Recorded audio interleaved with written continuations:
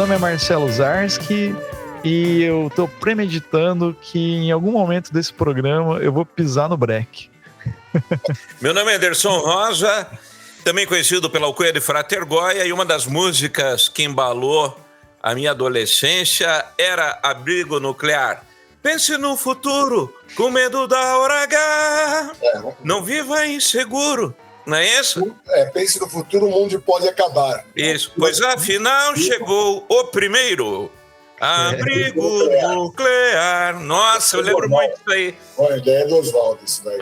Bom, eu sou o Marcelo Galberti, do Premier, e estou aqui do Rodrigo, né, que tá... Aliás, eu não sou o Rodrigo. É que eu estou aqui junto com o Rodrigo na casa dele. O Rodrigo me acolheu aqui, me deu um abrigo. Tem café, né? Tem comida, principalmente comida. Eu acabei de atravessar a fronteira, né? Bom, eu sou o Rodrigo Trebes e eu acho que essa é uma vida besta. Olha aí. Eu só quero dizer que a música que embalava a juventude do Goya não era essa, era Message in a Bottle e Every Breath You Take, que ele acabou de confessar antes da gente começar a gravação. Ele ama o Sting.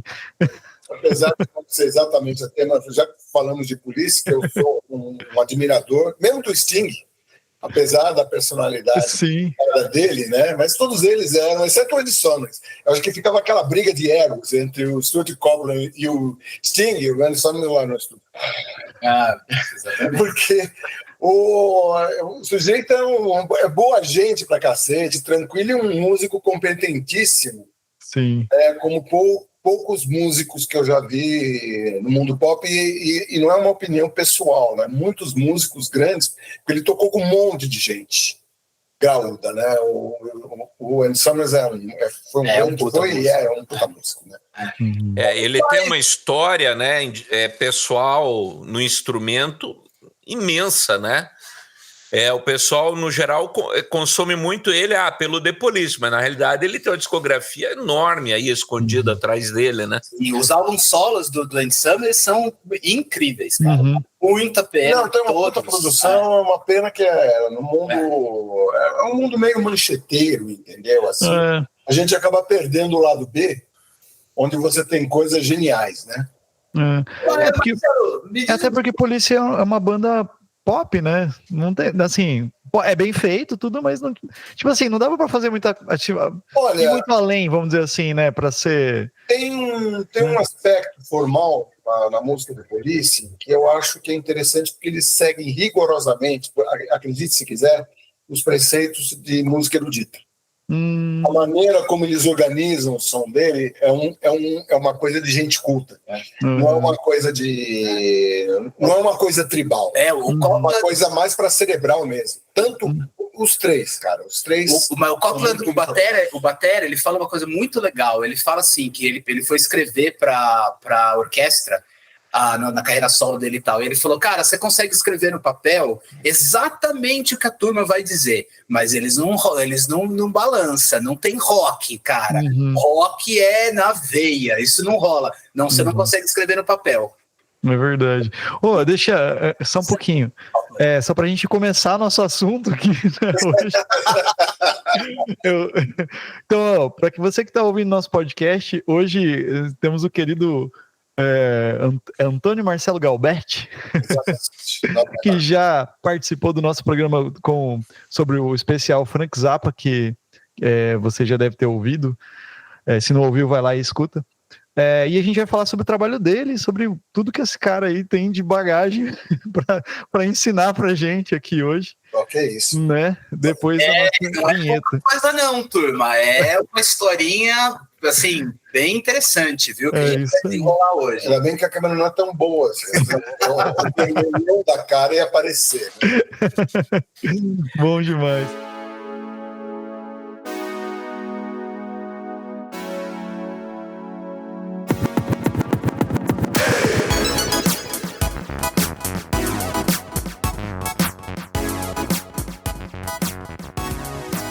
Mas eu passo a bola então aqui pro Rodrigo, que foi o intermediador desse papo, né, desse nosso contato, tanto no episódio do Zappa como nesse hoje. para puxar o assunto aí que a gente vai estar falando. E eu já falei demais, já queimei a cara do Goya aqui, ele ficou bravo já, que ele já mandou uma mensagem para mim aqui, você tá fudido. E foi telepática, porque isso não existe no WhatsApp. Não, muito bom, gente. Olha, é um prazer poder ter na vida esses grandes amigos que a música traz, né? Então eu vejo também aqui como no Bico do Corvo também a gente acaba fazendo amizades incríveis assim, tal, por esse interesse, por esse amor que a música nos dá, né? Então sempre um prazerzaço. Então teve uma época da minha vida que eu fui professor de produção musical num estúdio chamado Studio Motion. Isso foi, sei lá, 2007, por aí e tal. E eu dava aula de produção musical, dava aula do Logic Pro, e um dia apareceu apareceu um aluno, e foi, assim, um encontro muito louco, assim, era o Marcelo Galbetti, que apareceu lá no estúdio, falando que queria fazer produção musical, e foi super legal, foi um dos cursos mais intensos, assim, que eu dei, num grau de dificuldade muito, muito diferente, né, porque o Marcelo Galbetti veio com uma bagagem de produção musical e absurda, como a gente vai ver hoje, né? Mas achei muito interessante porque eu dividia os cursos, né, em iniciante, tipo curso básico, intermediário e avançado, e a gente já fez o curso a partir do avançado para frente já, porque o Galbetti já tinha um conhecimento que ele vinha desde o Logic 5. Inclusive, depois ele me contou que ele usava o Amiga, usava, enfim, sintetizadores. Não, usava o Atari, cara. O Atari, exato. Com o Notator, né? Lógico Notator. Não chama. Da iMagic. Era da iMagic, era o Notator Logic. Notator Logic. Notator Logic. Que era um software que era muito parecido. A ideia é meio parecida com o Synclavier, mas um pouquinho mais já montado isso em forma de computador, onde você podia escrever via MIDI a sua composição e tal, e depois tocava nos sintetizadores. Só por amor à história, era Unitor Notator. E a empresa chamava C-Labs. Era uma empresa alemã. Exatamente. E ela escrevia o Notator para o Atari. Passou um tempo, a Apple se meteu na história, então os alemães mudaram a empresa para a iMagic, mudaram para os Estados Unidos e pararam de produzir para o Atari, que era um computador dedicado à música. E só um detalhe interessante. Só um detalhe maluco dessa história, que é o seguinte, nesse pequeno trechinho que a gente está contando aqui desse encontro, isso é a história do próprio Logic, do software que a Apple vende até hoje. A Apple comprou esse software em 2004. E aí desenvolveu o Logic, o GarageBand, que é o que a gente usa, enfim, a gente dá os cursos aqui, tanto isso aqui. Então, só de interessante de saber que o Galbetti já estava trabalhando música nesses computadores, fazendo programação musical, orquestração e enfim, toda a obra maluca e genial que esse cara tem aqui, nessas máquinas, nesses 486 lá de 1980 e pouco. Não é, mas enfim, é só para fazer isso. Mas hoje a gente vai falar de um grupo musical muito importante, muito especial da história da música brasileira, que é o Premeditando Breck, e que depois passou a se chamar Premê, e eu gostaria que o Marcelo contasse um pouco da formação, da banda, de que rolava, de onde que eles vieram, do que eles comiam, se alimentavam do quê, né? Enfim, passo a palavra pro Galbetti, e vocês aí, quando quiser, levanta a mão e a gente para aqui. Que assim, eu tô dizendo isso pro nosso público também ficar sabendo que o Marcelo tá aqui do meu lado e o Zaski e o Goya estão longe. Qualquer coisa, levanta a mão, faz o sinal assim tal, e a gente vai tocando o barco aqui.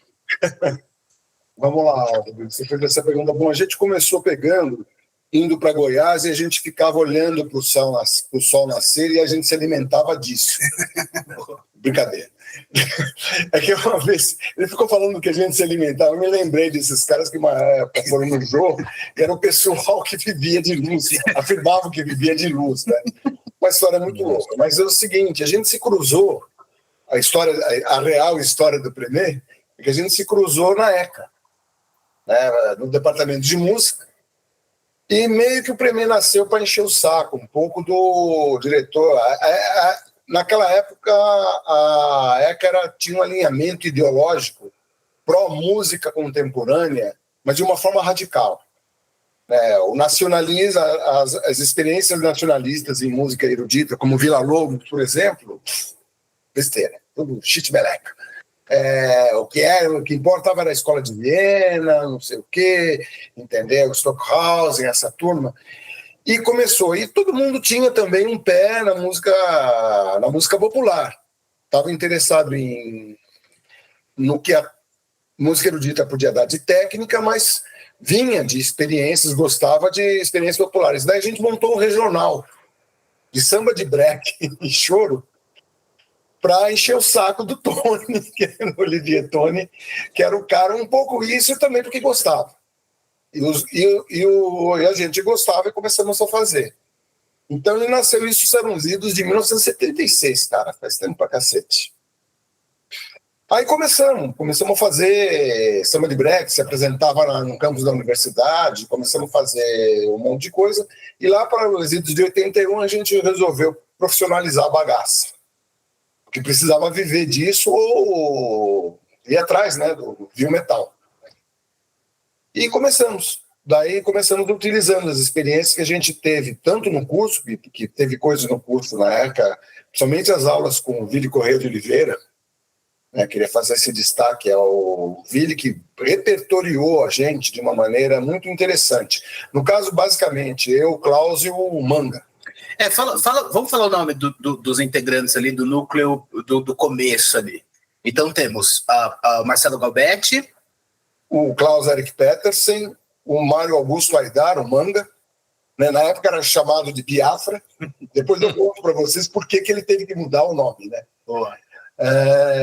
O apelido, aliás. O Igor Lins Maués, que era o Igor, e o Azael, que também fazia ECA naquele momento. De um determinado momento, o Igor resolveu ser lavrador na Bahia. Estou falando sério, não estou brincando. Ele resolveu ir morar numa comunidade, entendeu? Lá para a região de Trancoso. Naquela época, cara, chegar em Trancoso era uma aventura absurda. Tanto é que quando o Igor começou a passar fome lá, eles voltaram, não aguentaram o tranco, entendeu? A primeira coisa que ele fez foi comer 8 ovos quando ele chegou. 8 ovos, cara. Enfim, né? Esqueci alguém? Não, Azael. Esse foi o núcleo que... E o Vande, quando o Igor foi justamente celebrador, ficou um buraco na banda, naquele momento que faltava alguém para tocar cavaquinho. Aí o Vande entrou. O Vande fez Mozarteum, né? Foi o único que não fez ECA. E acabou se integrando, a cabeça assim, de todo mundo deu certo, aí continuamos. Hoje o núcleo, o primeiro chegou a ter 9 pessoas, 9 integrantes. Tinha uma época que também juntou o Escovão, recentemente falecido, o Escova, né? A Regina Machado, que era uma menina que cantava, era uma maravilha, hoje em dia vive na Ilha da Reunião. Só fazer um comentário, o trabalho do Escova é muito legal, a banda que ele teve, tinha um hit na época, que quando eu era moleque ficava muito na minha cabeça, era Automóveis, Atropelamento e Fuga. Quem não conhece, dá uma olhada, Escova, com SK, Escova, muito legal também. Isso aí, Escova. Aí até que o pessoal vai deixando, o núcleo ficou, né? Eu, Manga, Klaus e Vande. Ficou um núcleo do Premier que permanece até hoje, né? O Galbetti, me diz uma coisa. A gente vê que vocês tinham uma formação no contexto de estudo musical, até mesmo privilegiada, né? A gente vê assim, porque tinha uma formação mais formal, mais profunda, né? E vocês foram partindo também para um monte de experimentações, assim. Como é que foi essa cabeça de vocês, assim, de ir integrando tudo isso, né? Formação, sair de uma coisa mais clássica e para uma coisa mais popular. Como é que foi isso aí? Olha, ecletismo, né? Acho que do ponto de vista musical, ecletismo é a palavra-chave, né? De todo mundo. Né? Todo mundo gosta de um monte de linha. Nunca tivemos uma coisa, música erudita, jazz, isso, aquilo. Estou esquecendo, eu só queria fazer um reparo, eu estava esquecendo do Oswaldo Fanhani, que também acabou vindo um pouco mais tarde se integrar à banda, e que é um músico talentosíssimo também, um cara é um grande cantor, né? E um músico muito talentoso, muito fácil, faço habilidade musical de instrumentista com ele, né? Mas voltando aí à pergunta do Anderson, do Goya, então essa coisa eclética sempre foi uma coisa. Eu e o Manga sempre tivemos um fascínio por Beatles, uma coisa fanática, assim. E Beatles já veio apresentando essa história, né? Principalmente a partir de Revolver. Eles começam a pegar e aquele encontro com o George Martin fez a coisa acontecer. E, na verdade, o George Martin não teria se tornado o que foi sem os Beatles não teriam se tornado o que vieram a ser sem o George Martin. Ele teve uma participação muito importante na própria concepção dos caras, e os caras começaram a sacar que eles podiam fazer fusão com muita coisa. E fizeram. Sem comparação. Nunca tivemos essa ambição, mas sempre gostamos de fazer música e sempre gostamos de um aspecto característica de duas coisas: a crônica, o cotidiano, porque o primeiro não faz paródia. Muita gente fala, vocês fazem uma paródia. Não, a gente não faz paródia. Aliás, fazer boas paródias é difícil pra cacete. Normalmente você tem aquelas quadrinhas que o pessoal faz de brincadeira, coisa meio ginasiana. Fazer uma boa paródia é muito difícil. Mas a gente foi se inventar. Eu acho que, do ponto de vista de letra, essas coisas, a maior influência que eu prometei foi a Dona Irã Barbosa. Porque a Dona Irã também não fazia paródia, a Dona Irã fazia crônicas. E a gente se mirou muito numa Dona Irã no aspecto desse. Não fazer igual como a Dona Irã fazia, mas uma visão do cotidiano que a gente colocava nas músicas e o quanto era engraçado. E fazer coisas engraçadas com a música.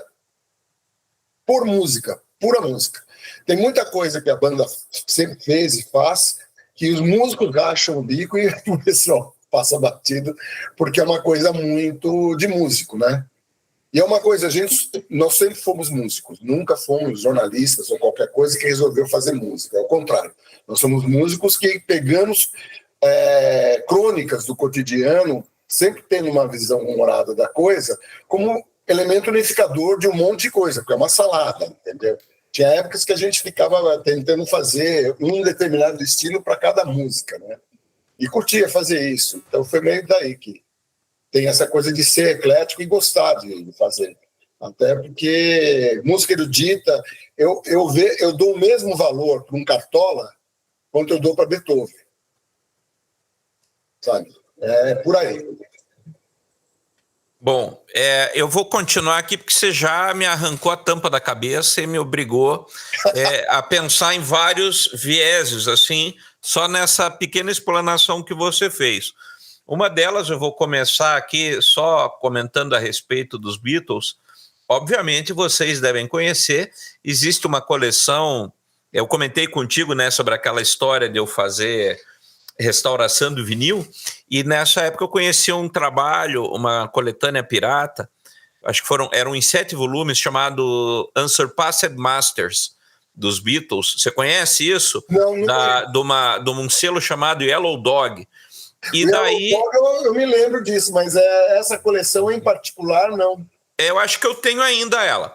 E aí, o que é interessante, uma coisa que você falou, que o George Martin aconteceu com os Beatles e vice-versa, né? E para mim, quando você ouve esses trabalhos como Unsurpassed Masters, fica evidente isso, porque quando você ouve os takes que sobraram de estúdio, você diz assim, como é que esses caras chegaram a fazer aquele sucesso todo? Mas isso não é no mau sentido, porque aí você começa a entender todo esse trabalho que, por exemplo, o Travis também faz, que é o trabalho do produtor. Ele é quase... Tanto é que ele foi conhecido como o quinto Beatle. Sim. Né? Então, a construção por trás, que não adianta você ter gente geniosa, você tem que ter um maestro ali por trás que vai pilotar aquela cambada de ego, ainda mais em se falando de Beatles. Então, isso é uma coisa que as pessoas não podem deixar passar batido, né? Talvez, se fosse hoje numa produção independente, Beatles nunca estourasse. Olha, é uma coisa meio... naquele momento, eu acho que, inclusive, Beatles... Como eles aconteceram e como eles vieram, eles causaram um trauma na indústria fonográfica. Por quê? Porque eu fico pensando que os Beatles bateram um monte de porta e teve um monte de cara que falou não, não, não. Esses caras que falaram não, como é que eles ficaram no mercado? Tanto é que eu desconfio que você batia na porta da gravadora, ninguém falava nada. Ninguém queria ser o cara que negou alguém, porque esses caras ficaram desmoralizados, né? Pra cacete. Sim, isso é coisas sempre a se pensar. Depois aí você falou ali do Adoniran, né? E a dificuldade de você fazer crônica, e me lembra muito, nos anos 70, também a questão do Juca Chaves, né? Ele também era mais um cronista do que uma paródia, né? Ele era um menestrel, como ele mesmo se auto-intitulava, né? E o Juca, ele tinha uma veia, cara, né? Falando de gente que trabalhava com humor, e às vezes ele pegava, ele fazia questão de ser politicamente incorreto, que ele captava aquela coisa daquele puxa-saquismo fácil na população, que moro num país tropical. Aí ele fez uma música extremamente... Hoje em dia você não poderia fazer uma música dessa, porque a intolerância de hoje não permitiria. Mas que ele falou, alô Brasil, alô Simonal, moro e namoro em Paris tropical. Tereza empregadinha, eu sou seu patrão. Isso daí ele já ia preso, né? Mas ele fez esse negócio, mas a coisa era mais para alfinetar. Bem, pegou, respondeu e eles ficaram brigando, um fazendo uma música para o outro, né? E isso é muito importante, eu acho que inclusive dentro da própria história do Premier, como um todo, porque eu sempre bato numa tecla, quando eu penso nessas coisas assim, em crônica, em paródias e coisas do gênero, que é o bom gosto. O pessoal acha que fazer coisa de mau gosto é fazer humor. Não é. O bom trabalho de humor, ele tem bom gosto, que nem você falou. Por exemplo, o próprio Juca Chaves, né, quando ele tirou sarro da história do cavalo do presidente Figueiredo, que ele dizia que ele tratava melhor o cavalo do que o povo, e daí ele fez aquela, né, upa, upa, upa, cavalinho sem medo, volta para Brasília, o presidente Figueiredo, né? Então ele já fazia isso, e como você falou, ele alfinetava perigosamente né, alguns miolos ali, alguns centros políticos e tudo mais, numa época perigosa, mas tinha bom gosto. E o Premier também, todas as críticas, por exemplo, que nem o próprio, das mais conhecidas, né, o próprio Balão Trágico, hoje, não sei se talvez fosse lançar com o mesmo sucesso que foi naquele período. Talvez vocês teriam sido cancelados, que nem você falou do próprio Juca ali. Mas existe uma crítica social ali absurda, né? E aí você vê que o Brasil, a nossa política, é o país dos absurdos, né? A nossa política é que mais fornece material para isso, né? Eu estava lendo, eu tenho... Não está aqui, está em outro lugar. Mas aquelas do Barão de Itararé também, as crônicas do Barão de Itararé. Não, o Stanislau Ponte Preta, velho. Pois é. O Stanislau, ele colocava no FEBEAPA, Festival de Besteira que assola o país, e ele simplesmente colocava o que apareceu, são notícias. Isso que eu acho genial. Então, que nem aquela história do cara que proibiu a venda de vodka no Rio de Janeiro para combater o comunismo. Ou uma que ele fala de Belo Horizonte, que é a notícia que ele leu no jornal, em que o alguém foi morto pelas forças de segurança. Aí o delegado, para tentar dizer que não foi bem assim, ele diz, olha, a vítima foi jogada num rio com os membros separados e a cabeça também separada do corpo, dentro de um saco amarrado. Ao que parece, fica afastada a hipótese de suicídio. Quer dizer, teve coisas, ou, sei lá, o pessoal instaurando um inquérito policial militar contra o cachorro de um outro militar, porque o cachorro fazia cocô na frente da casa do coronel. Então... Pegar esse gancho aqui agora, e falando dessa questão, né, dessa parte de crônica e humor e tal, o primeiro álbum do Premeditando Brecht, em 1981, certo? Foi. E tal. Conta pra gente um pouco dessa e como que essa crítica, essa coisa começa a aparecer Olha, o Premier nunca procurou ser crítico nesse sentido de vou fazer uma crítica, entendeu? São histórias do cotidiano, assim como o Adoniran também não fazia. Ele narrava um fato, entendeu? Nem sempre olhando as coisas com humor, que se você pensar em Saudosa Maloca, você vai ver que é uma narrativa triste, né? É a constatação, uma crônica do cotidiano de uma coisa que acontece. Mas ele não tinha intenção de ficar dizendo que haveria culpados, alguma coisa assim. E o Premier também nunca foi muito por essa onda. Não era um grupo de protesto. Uhum. A ideia não era ser panfletário nunca. Mas... veja bem, como o mundo ele é pródigo, já dizia Nelson Rodrigues em Idiotas, né? A gente sempre procurou ter uma visão crítica com relação à imbecilidade, incomoda. A imbecilidade sempre incomoda e vai incomodar sempre. Né? Então, e aí lá pelos idos de 81 a gente já estava querendo profissionalizar, a gente já tinha um repertório autoral já razoável, principalmente o Vande, que é o compositor mais prolixo do grupo, né? E a gente resolveu gravar independente, porque era muito difícil você... Estava num momento que estava havendo, assim, a possibilidade de você pegar e fazer uma produção independente. Coisa que 5 anos antes não era muito... teve um cara que agora está me fugindo, a coisa que tinha lançado um disco, acho que ele começou, Adolfo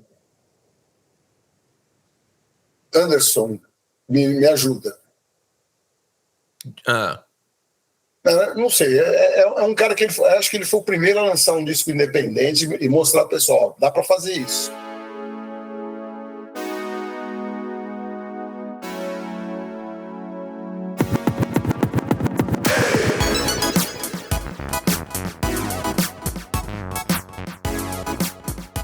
Porque a gente tá falando aqui de uma época que o Premier estava completamente independente, sem nada, fazendo guerrilha, a gente fez o disco da seguinte forma, a gente pegou, tinha as músicas, a gente aproveitava as horas ociosas de um estúdio de um amigo que chamava Spala, que era o selo, que era o Dionísio Moreno e o Marcos Vinícius, né? Estavam lá, eles usavam para fazer gravação de publicidade, e quando o estúdio tava as moscas, a gente podia entrar e gravar. E a gente foi gravando, e gravamos em 8 canais, cara. Foi uma aventura, né? Porque... Opa! O disco do Adolfo não é aquele Feito em Casa? Feito em Casa, do Adolfo... Como é o nome dele? Eu tô me lembrando... Tô querendo lembrar o sobrenome dele. Ixi, agora eu preciso lembrar o sobrenome dele. É o Adolfo. É um cara legal. Mas, enfim... Antônio Adolfo. Né? Que é um disco até legal, né? Um disco instrumental, tal. Teve mais, eu estou me lembrando agora que teve algumas vezes, alguns caras que faziam música clássica faziam uma produção independente como Oriano de Almeida. Vocês já ouviram falar? Era um pianista brasileiro muito bom, por sinal, que era especializado em Chopin. Então ele gravou um disco dele executando prelúdios de Chopin, valsas e estudos. Né? E aí, nesse ínter, a gente começou a fazer.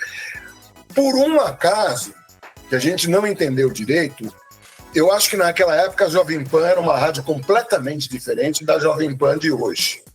Né? Até porque o Tutinha não metia tanto o B dele como ele acabou indo meter o B dele, etc, etc. Mas isso é uma outra história. Aí ele começou a tocar o fim de semana. E aí o pessoal começou a gostar muito do Fim de Semana, então o disco estourou, mas estourou sem jabá, sem nada, assim, porque o pessoal... Eu me lembro de um cara que ficou reclamando, olha, tá todo mundo tocando, eu vou ter que tomar a câmera. Um cara da Antena 1, o cara tava puto. Tem que tocar o Fim de Semana, porque o Fim de Semana tava tocando em todas as rádios, entendeu? Então ele não podia deixar de tocar, ele não tava faturando o jabá dele. E tava muito revoltado. Mas foi essa a história. Okay. Vai, Marcelo. Deixa eu perguntar. Você estava falando, né, da produção de vocês no começo e tal, que foi ali final da década de 70 para 80, né? E como você citou, né, vocês, tipo, todos vocês, pelo que eu entendi, estudaram música formalmente, né? Assim, tinha essa formação musical. E a produção era uma coisa que vocês faziam por conta. Era tudo independente, era isso, né? Pelo que eu entendi no começo. Como que era pra gente, assim, só pra mim colocar minha pergunta, assim, porque a gente tem gravado, né, com o Rodrigo, vários episódios, assim, sobre produção musical nos dias de hoje, né? Como que você, quero produzir minha música, quero, né, começar a fazer. Como que era isso naquela época, né, pra vocês, né? Como é que foi isso, né? E como que você vê hoje, né? Lógico, deve ter muita diferença, assim, mas como que era produzir, né? Olha, o conceito de produção de um disco, alguma coisa assim, é justamente isso, conceito, entendeu? A maneira de produzir, eu acho que, tanto na época do Orlando Silva, você tinha um microfone, entendeu? E o pessoal fazia a mixagem no GIS, para o pessoal poder pegar e ter o resultado final do que aparecia mais, do que aparecia menos, era uma questão de conceito. Só um parênteses rapidinho, que esse negócio do giz é muito legal. O giz é no chão, gente. É um microfone, passa o giz no chão e o cara do trompete, que é o mais alto, vai ficar lá no fundo. O cara do violão, que é mais baixo, vai ficar mais perto. O cantor na frente. A mixagem era feita no giz no chão. Giz no chão. Era uma coisa espacial. O microfone, você fazia uma mixagem espacial.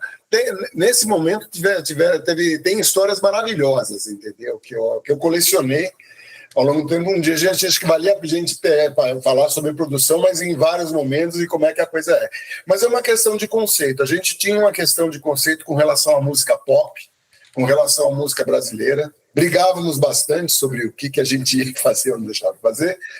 Mas o resultado disso foi que a gente sabia exatamente o que a gente queria tirar dentro da limitação que a gente tinha naquele momento. Porque você gravar em 8 canais é limitado, né? Daria para fazer uma coisa melhor se a gente tivesse mais recursos. O que melhoraram ao longo do tempo foram os recursos, né? Hoje em dia você pode gravar, sei lá, com mais de 100 canais em casa. Naquele momento era tudo analógico, era tudo fita, né? Não tinha o poder de edição que existia hoje. E a coisa foi evoluindo de forma muito rápida, entendeu? Mas a gente pode falar daqui a pouco sobre isso, porque há um salto entre recursos, entre o primeiro disco e o segundo disco. Só ficando aqui ainda nesse contexto do primeiro disco, lá no Spotify tem esse primeiro disco, o primeiro Tando Breck, de 1981, e vale muito a pena conferir o Brigando na Lua. Inclusive tem um vídeo deles tocando no Festival da Cultura, Festival da Cultura, que é fantástico, vale muito a pena ver. Brigando na Lua é uma das músicas mais legais. A Marcha da Kombi também é. E eu sempre tive uma dúvida que eu sempre quis perguntar, Galdete. Qual a sua música favorita do primeiro álbum? Não tem, cara. Juro que não tem mesmo, sabe? Assim, a gente comprou, até porque foi uma coisa, como eu te falei, muito brigada mesmo, né? Pra gente pegar e colocar coisa e chegar no resultado que a gente fez. Uma das músicas que eu declaro que muita gente, quando ouve, fica fascinado por ela, mas não é uma música, porque é um sucesso, porque ela, de qualquer modo, é difícil, vamos dizer, para o grande público, que é o Feijoada Total. Que é uma música que é uma história, na verdade, é uma crônica do ponto de vista de uma porca. Não é todo mundo que percebeu isso, que a letra começa: mataram Luiz Fernando, aquele porco jóia viveu me amando. Né? É o lamento da porca e a narração de como é feita a feijoada. Você pega, você faz a feijoada, você faz de várias formas, até o resultado final de onde ela vai dar. que é terminado com Mozart, entendeu? No banheiro, e você tem a descarga. Tudo que você consumiu, para onde vai o que não foi aproveitado pelo organismo. Entendeu? Então, essa é uma das músicas que eu mais gosto. Fala, Anderson. O primeiro disco de vocês, ele foi lançado, era uma parceria, né, entre a Spala e a Continental. A Spala, se não me engano, ela era uma divisão da Continental, não era? Não, nunca foi. Nunca foi. A Spala, era um selo independente. Então, o nosso acordo com a Spala era o seguinte: depois que eles pagassem a produção, o primeiro disco, os fonogramas eram nossos. Esse foi o acordo que a gente fez com a Spala, né? E foi isso que aconteceu. A Continental acabou distribuindo o LP, mas não existia uma parceria permanente e tal, né? Você precisava encontrar uma empresa para distribuir. A Spala conversou com a Continental e se pagava um X aí para a Continental distribuir o disco. Diferente do que aconteceu com o Quase Lindo, que é o disco subsequente, que foi produzido pela Lília Paulistana, que aí sim tinha uma treta com a Continental. E aproveitando, antes que o Marcelo faça a pergunta dele, é que justamente se tocou também num ponto nevrálgico aí, que é essa questão de distribuição. As pessoas hoje com internet não pensam, mas muitas fortunas nesse período dependiam de duas coisas, né? No mercado musical, que era o jabá, que era você pagar para o rádio tocar a tua música, o teu disco, e essa coisa da distribuição, porque gravar não era o maior problema. Você conseguia gravar, você conseguia prensar, mas quem detinha o controle da distribuição, quem fazia o contato com a loja, que era o cara que ficava milionário, né? E a mesma coisa nos livros, que aí as livrarias também, né? O publicar o livro não é complicado, é distribuir. E que aí hoje, com o advento da internet, isso eu só estou situando o pessoal que é jovem, que não tem essa visão que a gente teve naquele período, né? Então, hoje, na internet, a Amazon quebrou todas as livrarias por conta disso. Ela eliminou um elo inteiro da cadeia, né? E o MP3, Napster, todos esses serviços de streaming, eles quebraram a cadeia, que era um gigante com pé de barro, né? Então, você eliminou o atravessador, que era quem realmente ganhava. E que nem acho que foi a Paula Toller que comentou uma vez que ela era a favor da pirataria, porque quem pirateia o disco dela pelo menos gosta da música, né? Escuta. Pelo menos escuta. E ela disse assim, poxa, isso já tem acho que quase 10 anos, ela disse assim, pois é, porque a gravadora ela fica com uma fatia grande do bolo, né? E o artista, ele tem 5%, 10% se o cara for muito bom, né? Então, o artista faz dinheiro com show, de outras formas, e não com o disco físico, né? E se o Google quisesse, por exemplo, eles conseguem ler foto, ler tudo, eles identificam se a música estiver tocando no fundo, então acabar com a pirataria é muito fácil. Então, não se acaba com a pirataria, porque existem outros interesses aí em jogo que não apenas a distribuição musical, né? E que a questão nunca foi impedir a pirataria, né? Olha, eu vejo a coisa, na verdade, de uma forma... Na época, via-se de forma muito crítica a questão do distribuidor, etc. Mas a coisa eu acho que é mais dialética, sabe? Você tem vários lados dessa história. Eu acho que a gravadora também ela fazia um investimento, bicho, que eu vi. Porque os caras, na verdade, eles não sabiam, era tudo meio empírico, entendeu? Vamos e venhamos, né? Os Beatles, o pessoal disse não porque ele achava que aquilo não ia estourar. Era meio no sentir, no feeling, um negócio assim, e os caras pensavam isso. Até porque o investimento, eles ganhavam muito dinheiro, é fato. Mas o investimento que os caras faziam e também jogavam também, tinha disco que os caras investiam, faziam um puta de um investimento pesado e quando chegava na hora H não tinha retorno. Daí um Roberto Carlos da vida acabava sustentando porque vendia milhões de cópias e isso daí dava... Então a coisa é menos complicada. E eu acho que, na verdade, hoje em dia Google, Instagram, Spotify, todos esses streamers, são eles que ganham dinheiro. Sim. Ninguém ganha. Para você monetizar, você tem que ter uma quantidade de views. Tanto é que eu conheço vários monetizadores, gente que monetiza legal na internet, mas fazendo publicidade. Ganha dinheiro com publicidade, com quanto ele consegue de views. Pelo número de views, quem ganha é a plataforma. Então, eu acho que eles acabaram ocupando o espaço do atravessador. Sim. Da mesma... Criaram um novo atravessador. Não é novo, é mais antigo que andar para frente, entendeu? Sempre o cara que comercializa lá, é a mesma coisa que banqueiro, sabe? É o cara que pega, mantém a... O que foi? Não, ele quer perguntar. Não, tudo bem. Não, tudo bem. Pode ir falando, não tem problema nenhum. Não, eu tô na vez aqui. Tava ouvindo. Não, o que eu ia perguntar já pegando esse gancho do Goy e também voltando àquele lance que eu tava perguntando de como que era naquele início, né?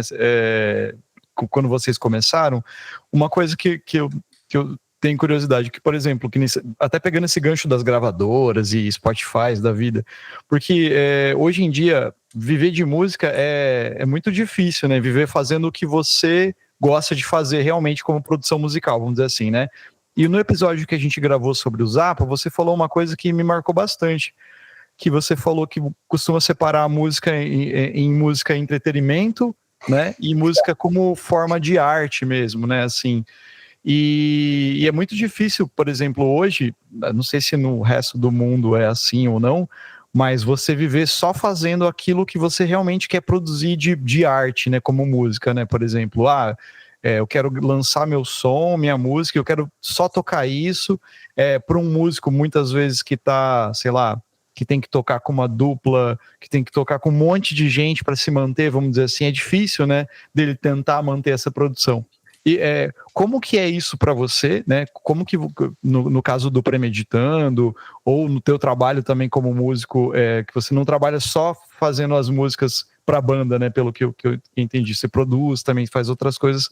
Eu queria saber como que é isso para você, como é que você vê isso? Você consegue, tipo, eu tenho o meu trabalho artístico, é isso, e eu boto fé nisso, e é isso aqui que eu vou vender, e vou fazer, foda-se se tá no mercado, se não tá, sabe? Tipo que nem o Zappa fazia, foda-se, eu quero tocar minhas coisas. Como é que é isso pra você? E na época, né, também fazendo um paralelo, lá na época que vocês começaram, como que, lógico, era diferente, né, o mundo, né, não tinha streaming, né, mas como que era lá e como é isso hoje, como essa relação também, sabe? Essa que é a minha questão. Na época, vamos lá, primeiro a questão do depoimento pessoal, entendeu? Eu nunca tive esse heroísmo que muita gente tem, que eu admiro, de pegar, esse é meu som, eu vou batalhar, tá? E algumas pessoas obtêm sucesso, né? Algumas das histórias são verdadeiras histórias de terror. Haja vista, por exemplo, a história da Madonna. Né?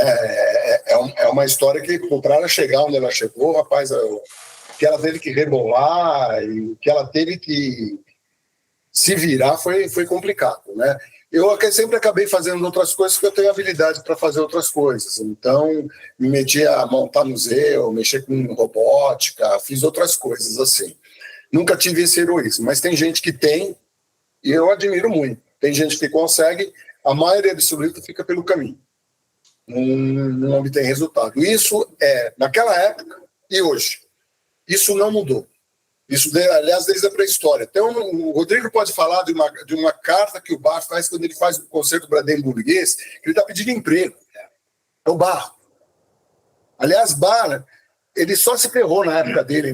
Ele foi descoberto depois no século XIX, mas isso é uma outra história, né? Então não tem muita diferença, batalha é sempre, batalhar, batalhar, batalhar, batalhar, e às vezes você dá sorte, às vezes você não dá sorte, às vezes cai no gosto do público, às vezes não cai no gosto do público, e é isso que condiciona. Quantas pessoas vão se interessar, seja por que motivo for, pelo seu trabalho. Isso aconteceu com Beatles, aconteceu com Frank Zappa depois, só que tem uma diferença entre os países que você vive. Frank Zappa sempre esteve nos Estados Unidos. É outro planeta também. Você produzir música no Brasil, fazer trabalho autoral no Brasil, haja visto o que aconteceu, por melhor que fosse a qualidade da obra dele, do Cartola. A história do Cartola, eu recomendo a todo mundo que veja o quanto o Brasil vira as costas, na verdade, para a gente. E, ao mesmo tempo, você tem outras histórias, como dos Mamonas Assassinos, que é uma molecada que vai no jogo e começa a fazer sucesso. Eu acho assim, talvez o Premier seja um grande exemplo de independência mesmo, independência criativa, dessa coisa de pensar fora da caixa, que é o gancho exato mesmo que a gente estava fazendo com o Zappa, até para preparar para o episódio de hoje e tal, para a gente falar dessa coisa do humor. Mas um exemplo que tem, indo para o segundo disco do Premier, é São Paulo, São Paulo, né? Então, o segundo disco do Premier, Quase Lindo, de 1983, é a primeira música. Conta um pouco do que é São Paulo, São Paulo. Bom, São Paulo, São Paulo, muita gente pensa, porque tem aquela referência, é uma citação do arranjo do New York, porque a brincadeira com São Paulo, duas megalópolis, etc, etc. E ela é uma crônica, ela não é uma paródia. A brincadeira que faz uma referência a tudo é só no arranjo e nos acordes iniciais. O restante todo da música não tem nada a ver com New York e nem da forma como se fala. Mas também, embora a gente tira um sarro dos problemas que São Paulo tem, mas é uma descrição do cotidiano, e uma declaração de amor à cidade. Assim, como paulistano, eu me sinto no total direito de pegar e criticar a minha cidade. Não admito que ninguém de fora critique.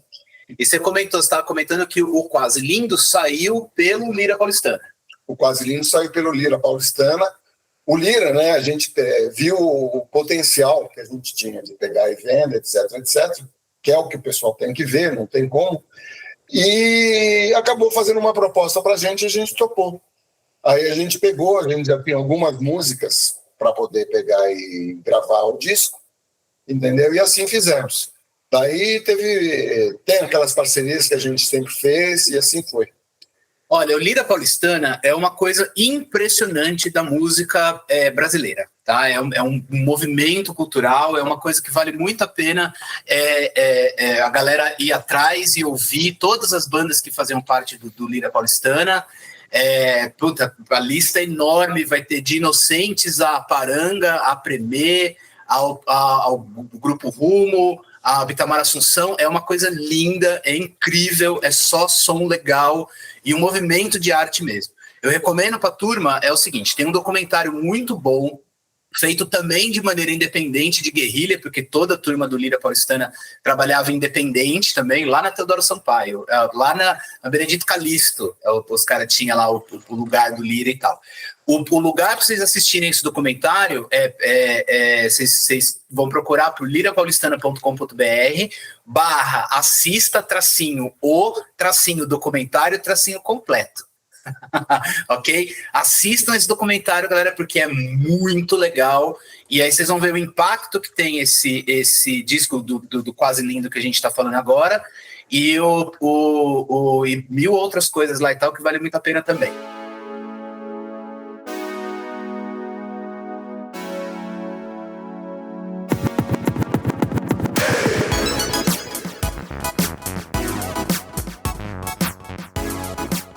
Para nós, assim, foi até uma surpresa. A gente não esperava que São Paulo estourasse.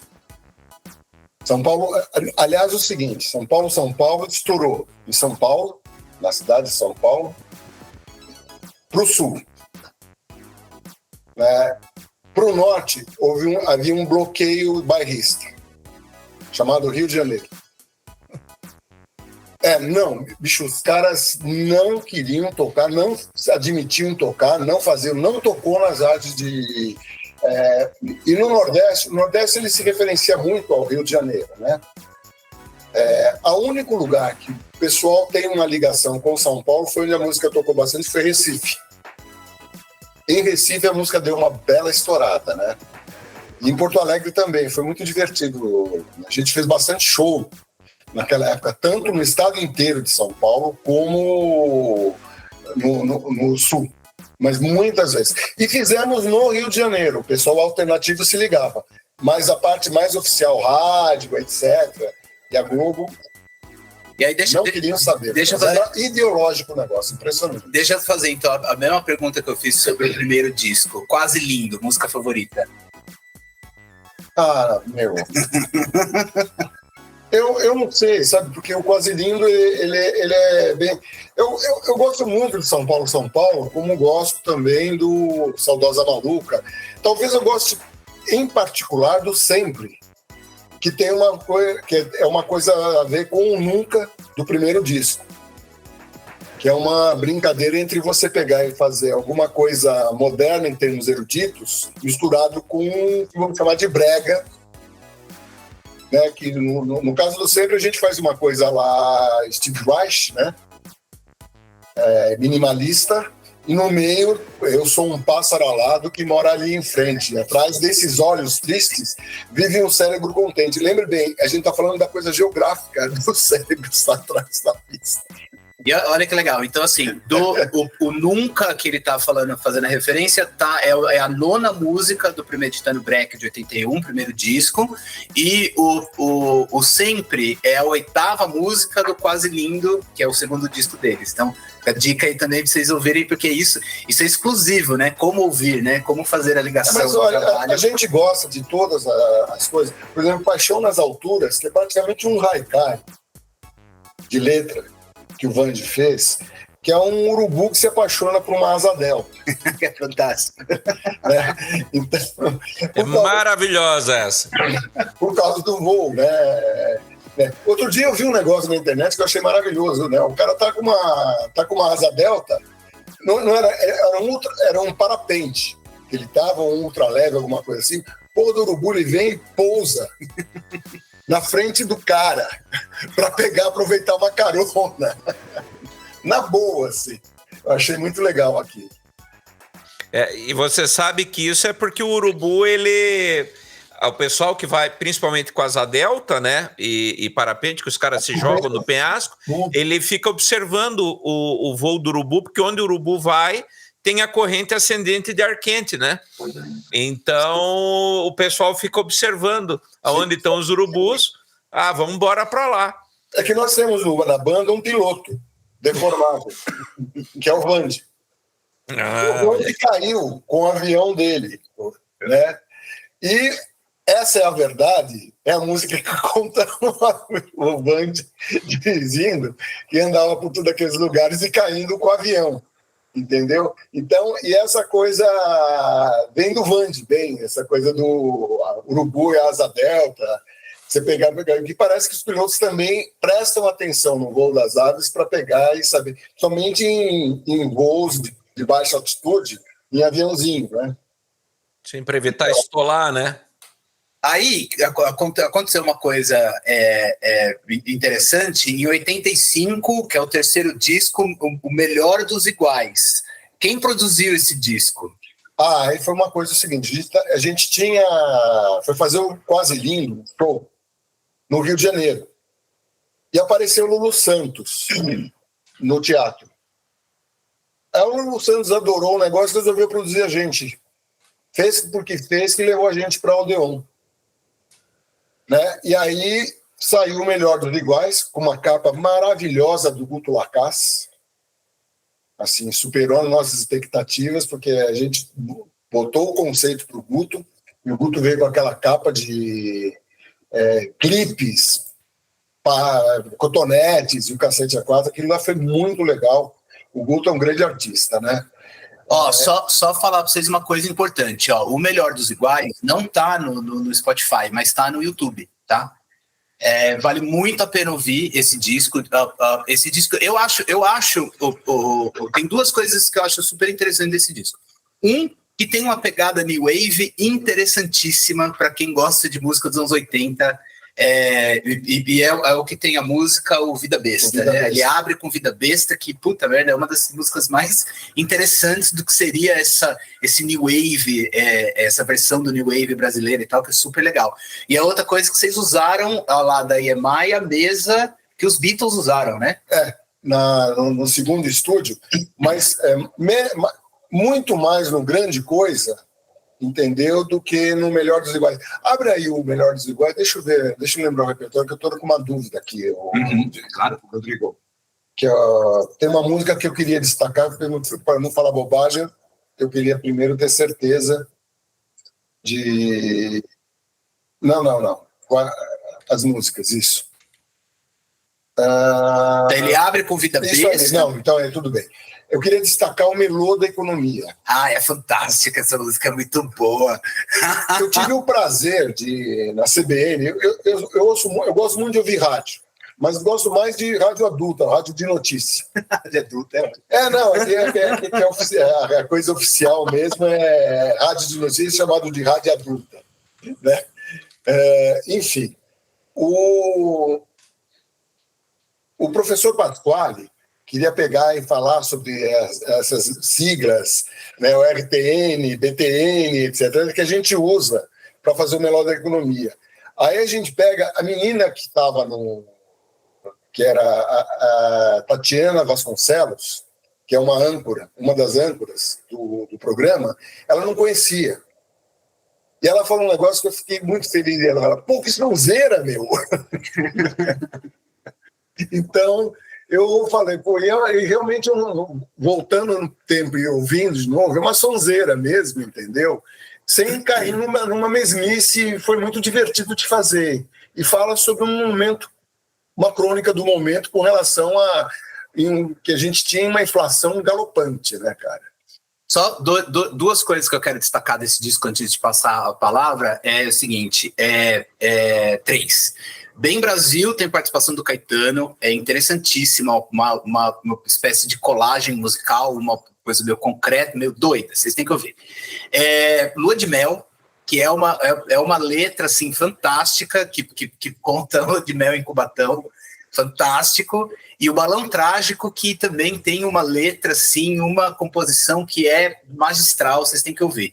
Então, lá no O Melhor dos Iguais, está no YouTube, aí vocês vão ver a capa, essa capa que o Galbetti mencionou também, que é uma puta obra de arte. Inclusive, todas as capas do Primeiro são muito boas, mas essa em especial é muito legal. Mas isso daí é feito por alguém que sabe, não é do riscado de fazer obras de arte, né, que é o Pluto Lacazzi.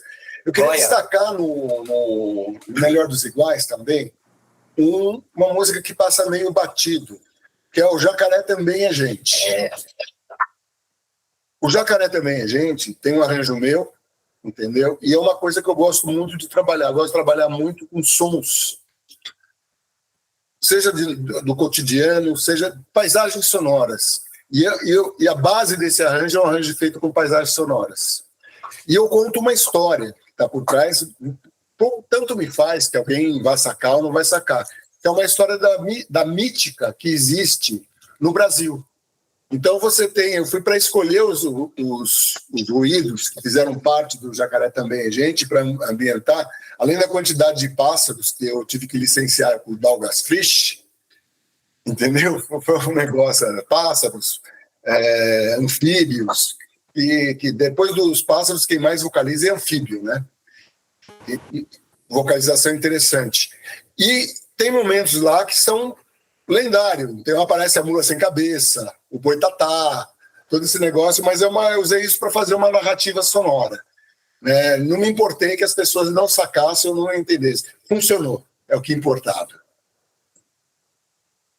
Muito bom. Eu queria voltar aqui rapidão na questão da capa, porque ela traz, né, uma referência, pelo menos para mim, não sei se foi a intenção originalmente, a ideia meio Andy Warhol, né, de arte pop, com aquela coisa, né, de fazer, replicar, né, que ele dizia que o grande artista do século XX seria a máquina de Xerox, né, a copiadora, né, tanto é que ele vai fazer aquela brincadeira com a Marilyn Monroe, né, e a capa faz essa brincadeira, né, com tudo aquilo que é produzido em série, né, os iguais, E atrás, eu creio que não é a intenção original, mas se você olhar do jeito que as fotos foram colocadas na capa de fundo, lembra ao mesmo tempo ideogramas do I Ching, né? Ele forma um padrão que lembra os ideogramas, né? Os hexagramas do I Ching. Guto, né? Guto pegou... A gente pegou e escolheu como é que a gente ia fazer as fotos. A gente procurou fazer as fotos da forma mais careta possível. Entendeu? Para reforçar essa coisa da mesmice, né? Então, o melhor... E aquela coisa do absurdo, né? Assim, num item produzido em série, qual é o melhor deles? Tem essa piada, esse haikai aí. Né, e você sabe que, aqui puxando rapidinho, hoje a gente estava vendo, eu e minha esposa, o horário político aqui da região, e aí tem um determinado alinhamento, né, que não vamos citar aqui, não vamos dar bandeira para louco, mas assim, que você vê que o pessoal é tudo cabelo escovinha, todo mundo com a camisa abotoadinha, que parece camisa de cobrador, né? Então você vê, é bem isso, que é uma pasteurização do ser humano, né? A síndrome do normoide, né? E, aliás, eu acho que isso é uma das coisas que sempre apareceu como pano de fundo no trabalho do Premê, que é justamente isso, não ser normoide, né? Não ser o normal, não tá dentro daquilo que se espera que um conjunto faça, né? Olha, talvez o melhor exemplo disso seja o clipe do Vida Besta. Lá Tá todo mundo com... Sério, foi tudo comprado na Ducal. Sério. A camisa, a gravatinha, tudo isso, a gente falou, vou comprar na Ducal, cara. Que era barato e era exatamente o que a gente queria, dar a sensação que a gente queria passar com relação ao Vida Besta, que é essa coisa da mesmice, né? A nossa música, quando o pessoal estava decidindo, né, tinha o Lua de Mel em Cubatão, né, o Lulu queria a onça. O Lulu e a Scarlet Moon, que, aliás, fez uma participação maravilhosa no Melô da Economia, né? Jornalista e tal. O Lulu queria a onça, que é a história de uma onça que sai, né? Tem uma série de inferências aí. Mas o grupo queria a Vida Besta. Daí não foi nem para Lulu, nem para Premê. O Beto Boaventura, que era o diretor da Odeon, ele se apaixonou pelo Lua de Mel e decidiu ele. Que era o Lua de Mel em Cubatão. Você disse para ser o single, para ser o trabalho. Naquela época não tinha um single, né? Não se lançava. Você lançava na época, mas tinha a música de trabalho. Isso. Que era a música gravadora ia investir para fazer tocar nas rádios, pagar o jabá, toda essa usina, essa engrenagem que funcionava, fazia funcionar a coisa, e o Beto estava querendo usar o Lua de Mel para isso, porque ele achava genial a ideia, mas essa parte foi uma ideia que eu tive, né? Eu fiquei pensando, na verdade eu li um treco que antigamente, muitos anos atrás, o pessoal passava Lua de Mel em Cubatão. Aí eu olhava para aquela Cubatão poluída, horrorosamente. Você tem uma ideia, a gente foi gravar um clipe lá a equipe não conseguiu gravar, não conseguia respirar em Cubatão. Cubatão melhorou muito depois disso, né?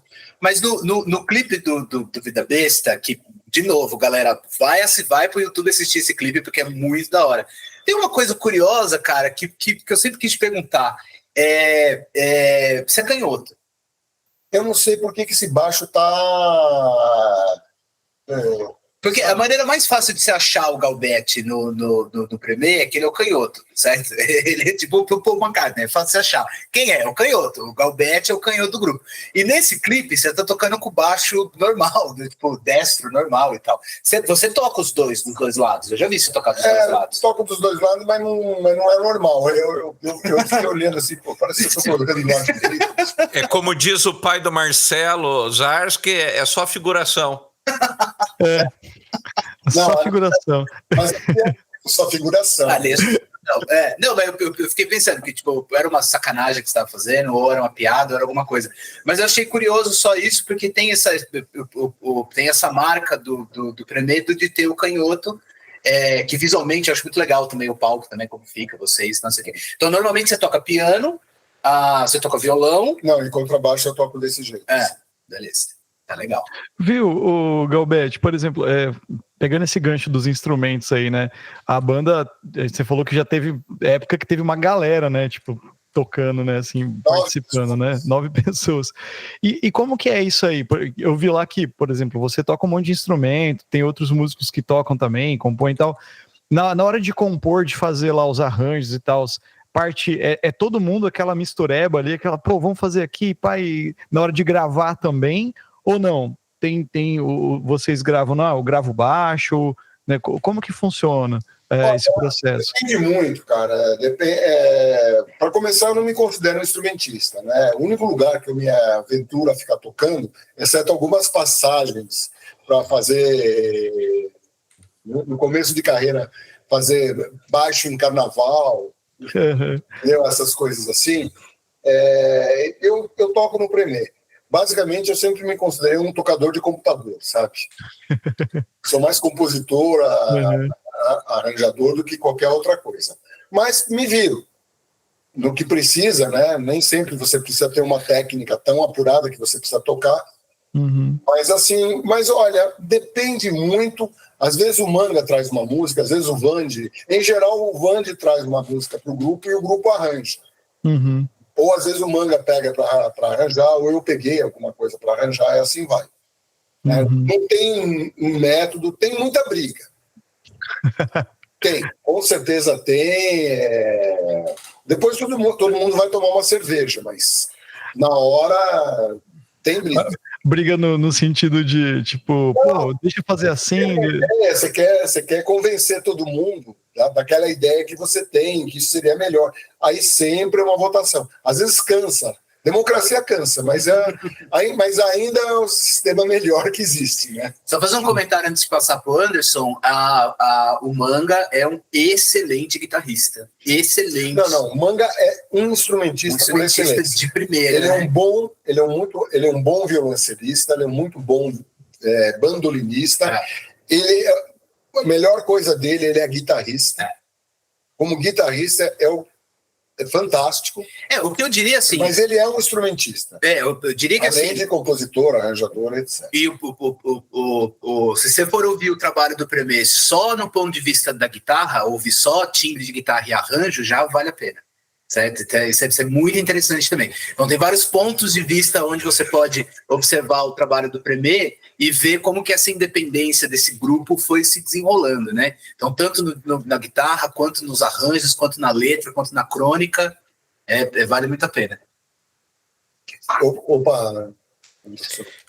Tá, eu quero fazer uma pergunta que aparentemente não tem nada a ver com o que a gente está falando, mas de toda a conversa, assim, e tudo isso, de repente me veio uma coisa na cabeça que você comentou agora há pouco sobre a questão do Rio de Janeiro, de fechar portas, essa coisa da regionalização da música. E uma coisa que para mim fica muito evidente é que São Paulo parece que a população como um todo, aqui representado por vocês, tem um apreço pela música que não é tão comum em outros lugares, né? Eu, por exemplo, morei minha vida inteira em Curitiba e eu conto na mão quantas pessoas assim realmente tinham, talvez esteja sendo injusto, mas quantas pessoas tinham essa vertente, sabe, de se juntar, da música ser o cotidiano da pessoa e não ser apenas um instrumentista, né? Por exemplo, eu comento muito sempre com o Marcelo do Valtel Branco, que já faleceu, maestro, arranjador, foi ele que fez o arranjo da Pantera Cor-de-Rosa pro Henry Mancini, só que por ser preto, ele só foi creditado em 1996, tá? O próprio Mancini não creditou ele só foi creditado depois de um processo, e ele produzia muita coisa para a Globo e assinava Valtel Blanche, qualquer coisa menos Valtel Branco, para ele não receber os créditos devidos das músicas. Eu tenho, inclusive, ele me deu um songbook da obra dele para violão, maravilhoso, né? Então conheci o... Meu Deus, como que é o nome do trompete? O Saúl do trompete, que aí tinha um bar, e quando dava 10 horas da noite, eu trabalhava numa livraria em frente, 10 horas da noite, eu ficava lá lendo tarô para o meu público, e daí eu saía, atravessava a rua, era o bar do Saúl do trompete, bem pé sujo, assim, bem aquele boteco mesmo, e aí o Valtel estava lá com o violão e o Saúl saía de trás do bar para tocar trompete. E isso é uma coisa que se vê muito, pelo menos se via muito em São Paulo, mas eu não via em Curitiba, era bem pontual. E aqui em Campo Mourão, eu percebo que o pessoal também tem esse apelo para a música. Mas de onde vem essa verve paulista, esse amor pela música? Vocês dois, como sendo representantes aí de São Paulo, o que vocês me dizem disso? De onde vem o amor pela música? Eu acho que no caso de São Paulo, é pela aglutinação. São Paulo é uma espécie de um cadinho, sabe? Cadinho no sentido, sabe, cadinho é aquela coisa que você pega e você reúne em química, que você pega e você mistura as coisas. São Paulo, ele aglutina tudo que acontece no Brasil. Tanto é que você quer, uma das coisas mais fantásticas, você quer ver o Nordeste se descortinando na sua frente, eu ia no forró do Pedro Sertanejo. Era um negócio inacreditável que você via naquele lugar, né? Então você vê tudo acontecendo. No Rio de Janeiro, de certa forma, também, porque você tem as pessoas indo para o Rio de Janeiro, mas de uma forma diferente. Cada cidade tem sua característica. Curitiba, eu acho, para explicar Curitiba, eu acho o seguinte, eu acho que a maneira como a cidade foi formada, por quem foi formada, é uma coisa mais ligada à música clássica, música erudita. Uhum. Nem tanto. Tanto é que eu tenho também uma lembrança maravilhosa de Curitiba, de 77, que foi o Festival Internacional de Música de Curitiba, que foi feito pelo Snorrenberg, e por um mês, Curitiba teve uma das melhores orquestras do mundo, por causa dos professores. Eu imagino que aquele festival custou uma bela de uma grana, entendeu? Porque veio o primeiro clarinetista da Alemanha, veio um quarteto de cordas polonês, que tinha um dos maiores violinistas do mundo, Tadeusz Grudzinski, e esse cara era o espala da orquestra, sabe? Umas coisas assim. Então foi um mês e pouco de música que foi uma maravilha, sob todos os sentidos, porque à noite a loucura rolava completamente de forma não curitibana, digamos, né? Mas assim, eu acho que Curitiba tem muito essa coisa de ser uma cidade que as pessoas gostam, quando gostam de música, gostam de música clássica. Eu não vejo muito Curitiba. Tanto é que curitibano, para fazer música, vem ou para São Paulo ou para outra, ou vai para o Rio de Janeiro. E as cenas, né, de música aqui em São Paulo, né, você tem tudo para todo mundo, né? Então tem cena punk, tem choro, tem bossa nova, tem MPB e tal. E um grande exemplo, que é o que a gente estava comentando um pouco atrás, é o Lira Paulistana, que foi um centro cultural, assim, então... É uma noite, né? Por outro lado, Porto Alegre já é uma outra coisa, né?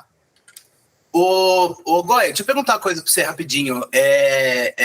Tem o caso do vampiro de Curitiba, o Dalton Trevisan. Dalton Trevisan, sim. Ele fez a trombeta do Anjo Vingador, né? Ele não é parente, que eu sou Trevisan também, mas não é parente. Mas que livro da hora, né, velho?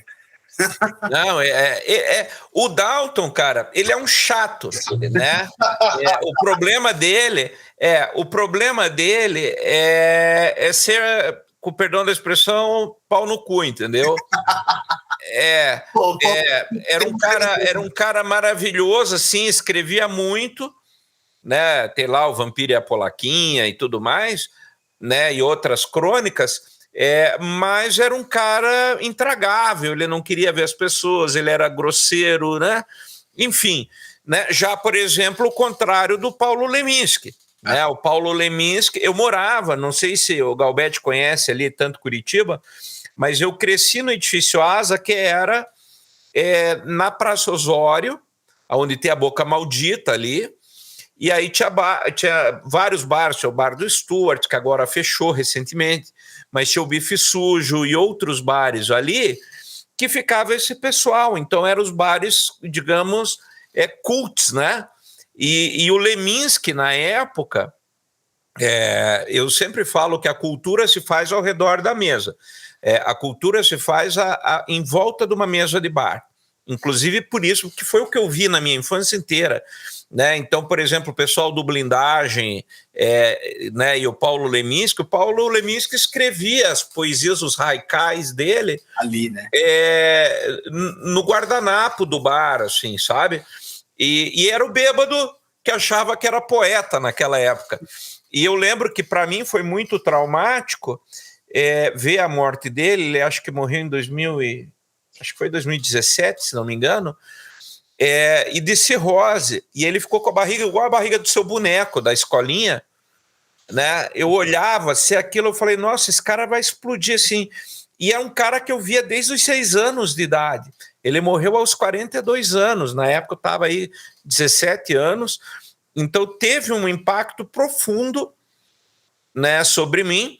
E aí depois disso que ele realmente começou a ser cultuado, né, na cultura brasileira, o que é uma pena, porque era um cara que você tinha contato com ele, porque eu descia, ia no Bife Sujo.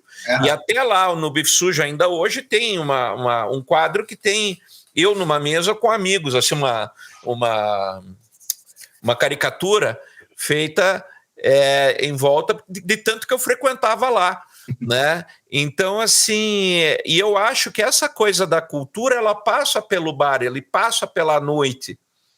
Olha, Você cruzava o Careca também, lá em Curitiba? Qual? Carlos Careca. Sim.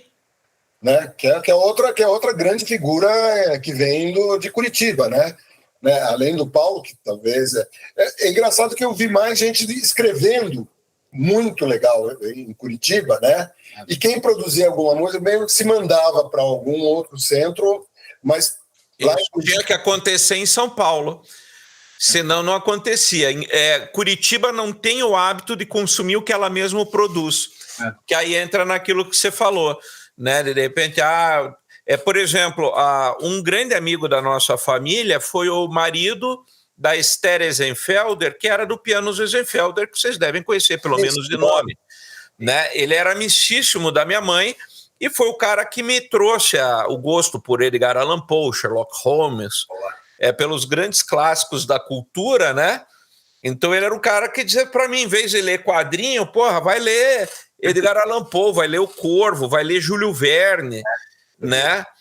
Ouvia música clássica, ele tinha um Fuscão lá, um Fuca, acho que 67, por aí, ele ouvia música clássica, a Rádio Scala, né? Eu dizia, tocava música de almoço o dia inteiro, que era o dia inteiro aquela musiquinha de orquestra, assim, só os adágios, aquelas coisas assim.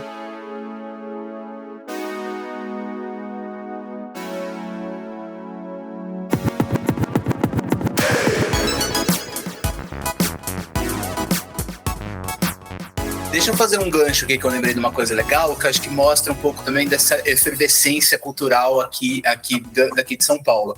O grande coisa de 86 é o 4º disco, né? Sim. Tem uma música fantástica nesse disco que se chama Rubens, que eu digo porque essa música é fantástica. E quem fez uma cover que projetou essa música por fora foi o Cássia Eller. A Cássia Eller fez uma cover dessa música que é muito interessante também, vale a pena ver, tem no YouTube.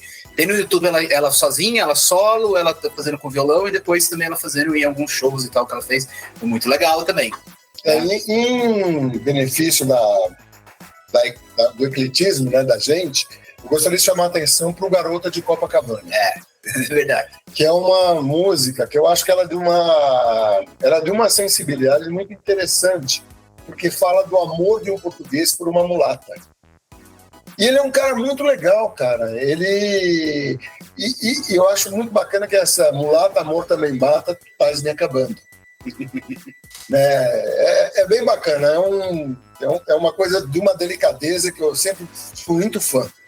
E falando nisso, também tem o caso do Pinga com Limão, né? O Pinga com Limão é uma coisa que vem da paixão que a gente tem para outros cronistas fantásticos, que é o Alvarenga e Ranchinho, que na verdade é o Alvarenga, né? Os ranchinhos eram bacanas, mas quem era a dupla, o cérebro, o ânima da dupla era o Alvarenga.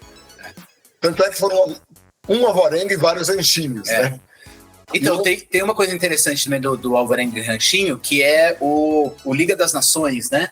Aquela música Liga das Nações, que é muito interessante. O drama de Angélica.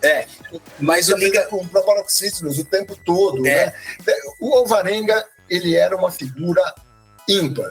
E um homem de uma cultura que as pessoas não imaginariam o quão culto era o Alvarenga. E essa música vale muito a pena ouvir, essa Liga das Nações.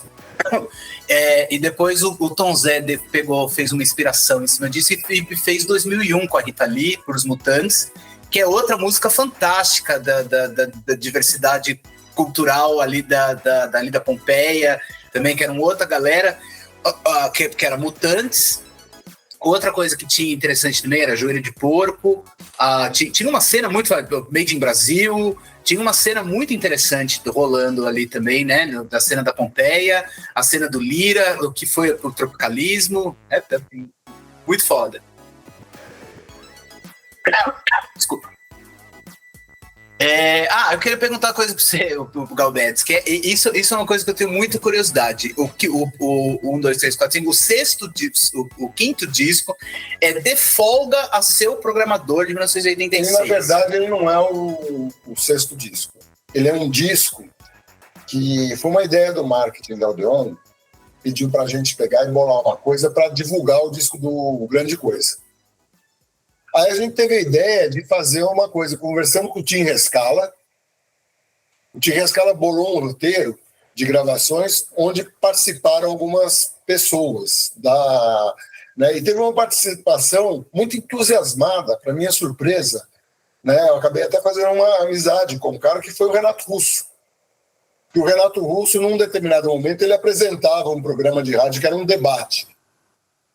Aí o Renato conversou com a gente e falou: cara, posso fazer um texto para mim? E o Renato escreveu o texto dele. Né? Então tem coisas que o Renato inventou, que era... Temos um debate aqui, falando sobre o caos, esse zeitgeist que nos cerca, que eram coisas... O Renato, para minha surpresa, era um cara extremamente culto. Né? E foi muito bacana produzir com ele, e eu acabei produzindo junto com o Tim Rescala. Passamos boas noites gramando, né? Chamamos a Yara Janja para fazer a apresentadora do programa, só que nós não pudemos gravar, porque a Odeon não liberou o disco para a gente poder botar na caixinha do Premier, que foi lançada pelo Sesc. Infelizmente, aliás, para liberar esses 2 discos para a caixinha, eles não tem no Spotify, porque simplesmente a editora não libera para o streaming. Eles não vão perder nada com isso, vão ganhar, mas não querem liberar. É um negócio infernal, cara. Não, é uma maldade, porque esse disco deve ser algo fantástico de se ouvir, né? O Vladimir Soares, lembra do Vladimir Soares? Ele ouviu, ele ficou apaixonado pelo De Folga, entendeu? E aí ele falou: pô, vocês deviam lançar esse disco. Não, o disco que... Não o Grande Coisa da forma como foi lançado. Eu falei: meu... Então, o buraco é mais embaixo. O De Folga a Seu Programador, ele estava colado, de certa forma. Ele estava colado. Ele é um disco de divulgação. Porque a coisa era uma brincadeira para... Era uma ideia que o cara do marketing teve de pegar e tentar seduzir o pessoal. O bairrismo estava o bairrismo estava em rota de descer, de acabar. Hoje em dia você não tem mais o mesmo bairrismo que existia na época com relação a Rio e São Paulo. Mas fica aqui nosso apelo para quem tem os direitos disso, ou para quem consegue liberar essa coisa, libera para a gente ouvir. A gente quer ouvir esse disco. Isso é muito legal, tô curioso. É bem divertido. É bem divertido. Depois eu te dou uma cópia. Ah, eu quero. Eu distribuo.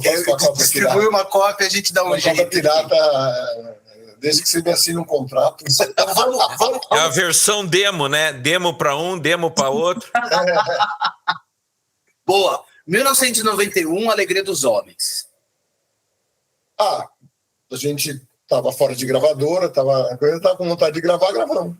Legal. Simples assim. Simples assim. Né? Então tinha algumas ideias, como fazer o Honda, fazendo um contraste entre o regional e uma banda punk, né? O Manga cantando, e tem os Grandes Membros, que é uma brincadeira com música erudita, né?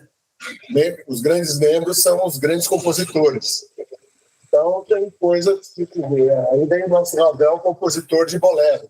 A gente faz um bolero em vez de ficar fazendo bolero de Ravel, claro. E aqui tem uma coisa que vai ter um último disco que eu quero comentar ainda, que é o Como Vencer na Vida Fazendo Música Estranha, volume 7. É o volume 7 da Caixa. E o nome A gente fez um treco que a gente estava devendo para o Igor, porque essa é uma composição do Igor Lins. Então a gente resolveu fazer que é a balada de James Blakers, que tem um trabalho de guitarra do Manga maravilhoso. Né? Tinha uma música que a gente nunca lançou, que é o Zuleika e Gaspar, que é a história de um casal que briga, termina em pizza, e na verdade eles ficam um tempo... É uma coisa meio Bechtiana até, porque eles ficam brigando por causa de um rato que está na casa deles. Né? Tem a valsinha didática, que é uma abóbora. É um pastelão. Né? A casa de massagem, que é um cara que vai numa casa de massagem e acaba broxando. Vocês tiveram um problema também com a censura, né? Mas no Rubens, tem uma música que a gente acabou não gravando por causa dos tempos de hoje, que é o Wanna Fuck My Mother. Que bem estilo Zappa, né? Que era um blues, né? Que dizia, I wanna fuck my mother. Que é a única garota que pode me satisfazer. Tá? Era uma brincadeira. E a gente ficou muito tempo tocando essa música em show. Né? Até um dia que a gente estava fazendo um show em Campo Grande e, na falta de fazer, os desocupados da Polícia Federal resolveram gravar o show. Não sabiam direito o que aquela música cantava em inglês, mas quando pegaram a letra, pumba, censurada. Daí foi o Rubens por motivos de preconceito contra a homossexualidade. Né? Hoje ela não seria censurada. Não, muito interessante. E tem um talento secreto, vamos dizer assim, que é o grupo de baile do Premier. Certo? O Premier é uma banda que os discos são muito legais, a gravação é muito boa, mas é uma banda ao vivo, né? Uma banda que ao vivo tem uma performance diferente. Tem uma performance X no estúdio e uma performance Y no show, né? E a gente sempre curtiu essas coisas, por exemplo, tem essa coisa de um quinteto de cavaquinhos para fazer vários tipos de coisa. Então, chamava Quinteto Paulistano de Cavaquinhos. Tem um quarteto de contrabaixo, entendeu? Que é um quarteto para baixo. Tem que ser falado de forma em acento português, quarteto para baixo. Né? E tem o grupo de dança, que a gente começou a fazer dancinhas, né? E eu fiz dança. Uns 4 anos eu fiz dança na Botucatu, fiz balé clássico e tal, então acabei virando coreógrafo, né? Desse negócio. E depois, quando a gente fez um documentário do Premier, é que eu fui sacar que a gente fez mais dança do que eu imaginava. A gente nunca ficou contando quantas dancinhas a gente fez, mas volta e meia a gente pegava e dançava, né? E eu fazia alguns solos. Não, muito engraçado no documentário. Eu já vou passar para vocês aonde vocês vão ver o documentário, porque, cara, esse documentário vale muito a pena. Mas o Vande fala uma coisa que vocês eram tão bom na coreografia que o BTS chupou de vocês. Bobagem. Bobagem. Então, esse documentário que o Galbert está falando foi dirigido pelo Alexandre Sorriso e o Danilo Moraes, que é filho do Vande. E eu dei uma pesquisada aqui e tal, achei no Vimeo do próprio Alexandre Sorriso. Então é vimeo.com/2829398880. Então é meio chatinho de achar, mas, cara, vale muito a pena. Então é vimeo.com/2829398880. Esse é o URLzinho que vai ter lá para vocês assistirem e tal. Assistam, que vale muito a pena. É o documentário do Premeditando Breck, com cenas, tem muita coisa inédita, muita coisa de arquivo que os caras fizeram, um trabalho assim, nossa, fantástico, de recuperar os arquivos, de trazer tudo isso à vida, remasterizar, trazer de volta, montar, contar a história. E tem uma parte super importante da história do Premê, que é a participação de festivais também. Talvez não dê tempo da gente de falar de festival hoje, a gente pode deixar isso também para um outro dia, mas é muito legal a coleção das imagens que tem nesse documentário, a riqueza de imagens que tem nesse documentário e a importância que o Premê teve no cenário musical como um todo do Brasil, tá lá para assistir. Então, ó, fazer uma menção honrosa aqui à TV Cultura, cara. Sim. Boa parte das imagens foram recuperadas através da TV Cultura, que sempre teve uma certa bondade com a gente, de permitir que a gente fizesse algumas coisas, como, por exemplo, um cenário que a gente resolveu colocando cabra, porco, galinha, todo esse negócio que, na época, se fosse falar isso numa TV comercial, era impossível fazer, né? É isso aí, ó. Então, só para a gente amarrar tudo aqui e tal, vimeo.com/28293988. Já anotei aqui, já apareceu. Boa. Já mandei pro Marcelo no WhatsApp. Já salvei. É bom demais.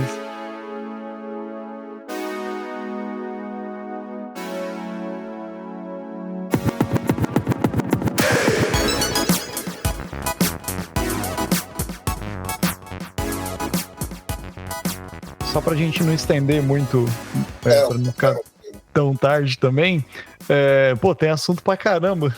O Galbert tem que voltar aqui mais vezes, cara, pra falar de várias outras coisas.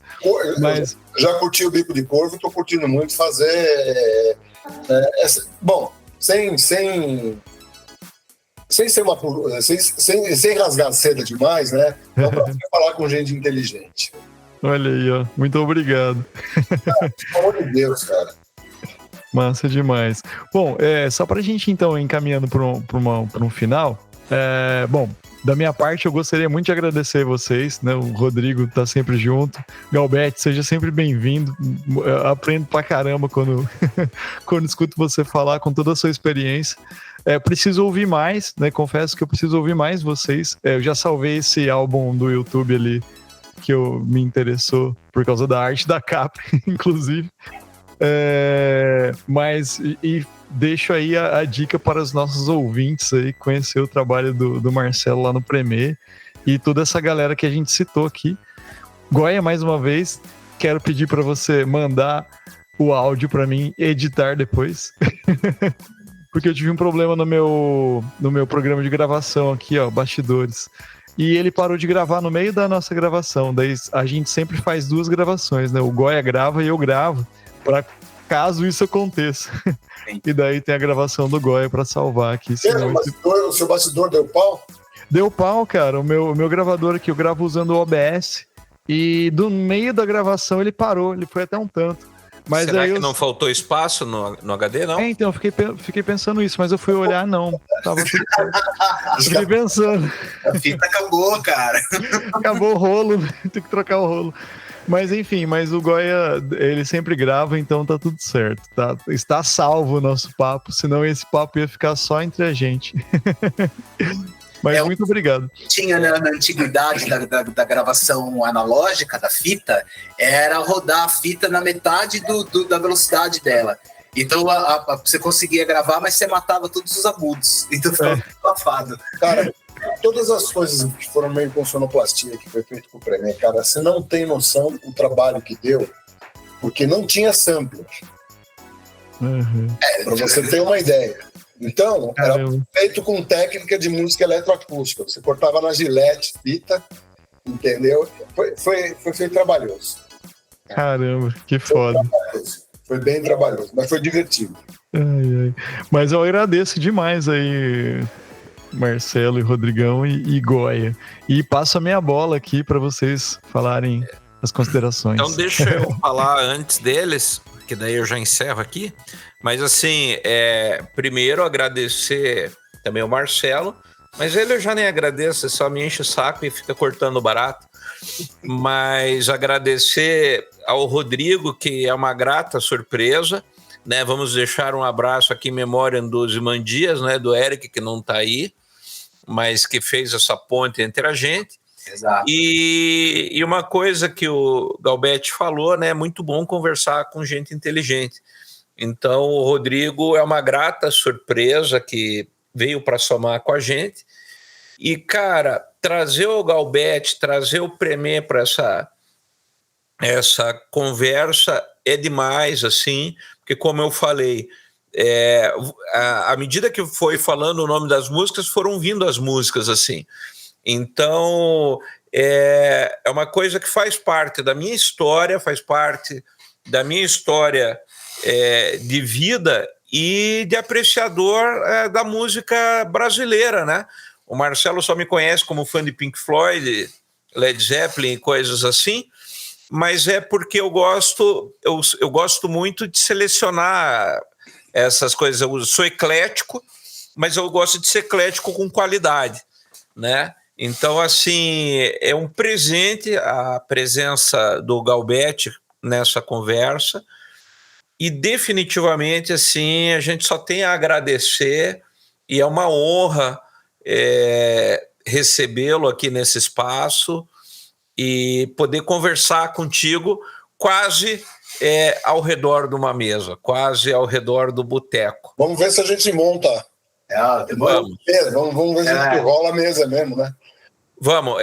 Eu estou até falando com a minha esposa, eu tirei carteira de motorista recentemente. Eu sempre optei por não dirigir, é uma coisa que eu não quis na minha vida.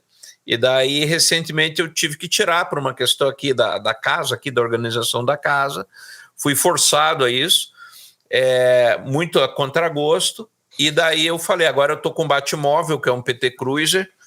E daí eu falei, eu quero ir para São Paulo só para visitar os amigos.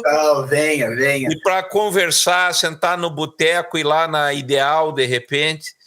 Vocês conhecem a Ideal lá, aquela lanchonete, aquele restaurante, bar e pizzaria Ideal? Você está falando lá da Zona Leste, cara, no Belenzinho? Eu acho que é. Deixa eu ver aqui. Que é da Editora Moderna. Na Rua Paulo Avelino. Pertinho do Sesc Belenzinho. Eu acho que é isso mesmo. Pizzaria bar e restaurante, pizzaria Ideal. Isso aí, Sesc Belenzinho, isso mesmo.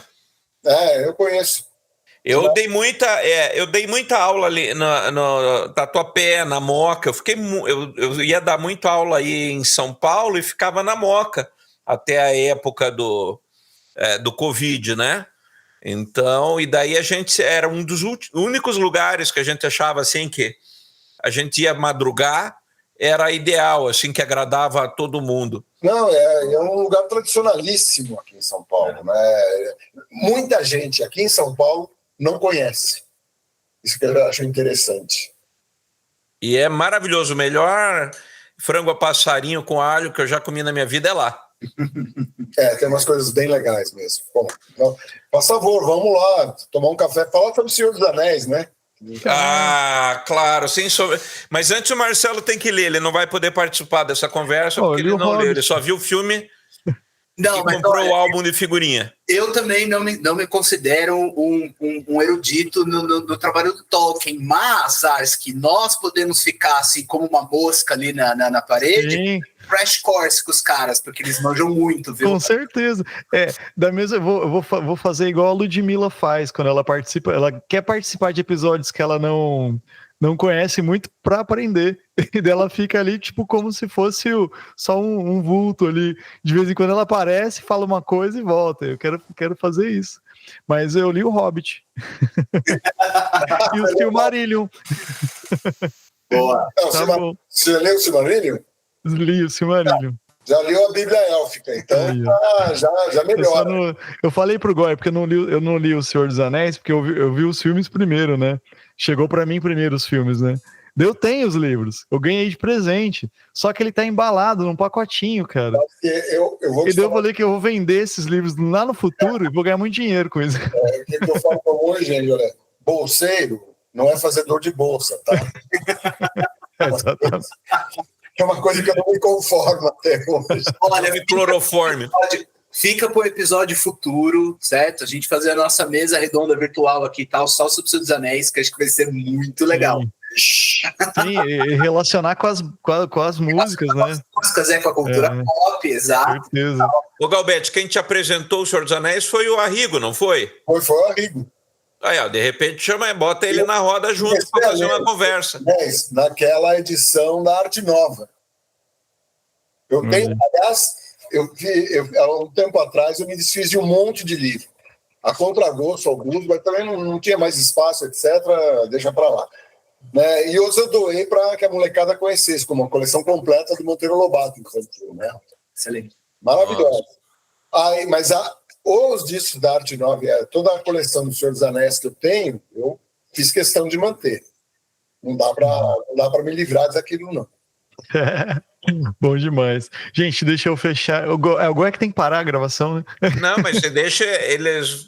Eles não falaram. Fazer a fala deles, nossa, aí é. Perdão. O Galbete, dá tchau em Galbetsman. Não vou fazer isso. Não é Galbetsman. É Galbetsman. Galbetsman. Esse é um personagem que foi baseado num velhinho que eu conheço. Divertidíssimo, mais uma coisa criativa que sai da cabeça desse monstro dessa música brasileira.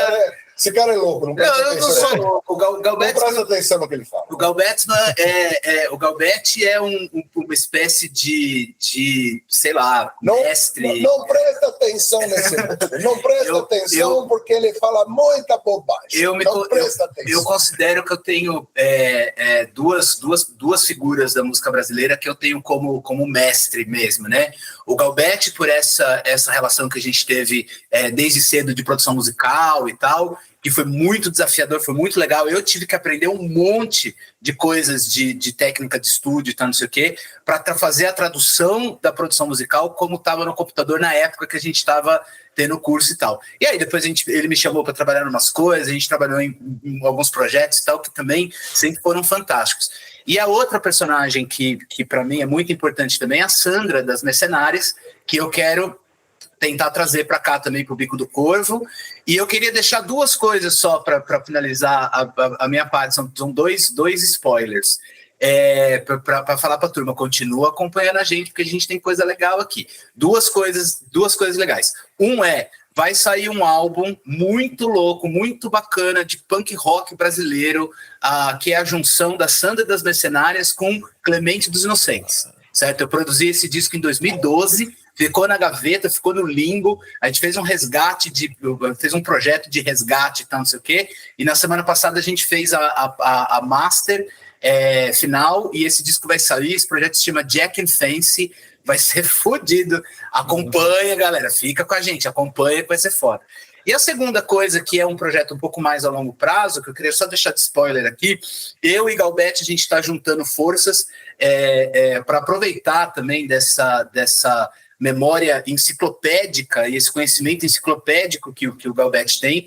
A gente está juntando forças para criar um curso de História da Música que em breve vai aparecer, certo? Em breve. Então, a gente está trabalhando muito. Hoje a gente estava aqui anotando coisas aqui, ó, na nossa papelada, juntando forças e tentando levar sempre esse conhecimento todo que o Galbert tem, eu como pesquisador, como historiador e tal, e sempre dessa maneira, como é o trabalho do Premier, independente, com inteligência, com humor, com bom gosto, e fora da caixa, fora desse modelo chato. Enfim, a gente tá a fim de tocar esse projeto para frente e tal. Então é isso. E, cara, de novo agradecer o espaço do Bico do Corvo mais uma vez, agradecer o Goya, agradecer o Zarski, agradecer o Ozzy, o Eric, grande amigo meu, o Eric é meu irmão, nossa, a gente tocou junto, foi meu baterista por milênios, é um irmãozão que eu amo muito mesmo, e ele tá também fazendo os seus trabalhos, as suas empreitadas, e a gente sempre vai desejar também o melhor para ele. Então é isso, cara. Obrigado e muito foda. Falou, gente. Tchau. Um beijo.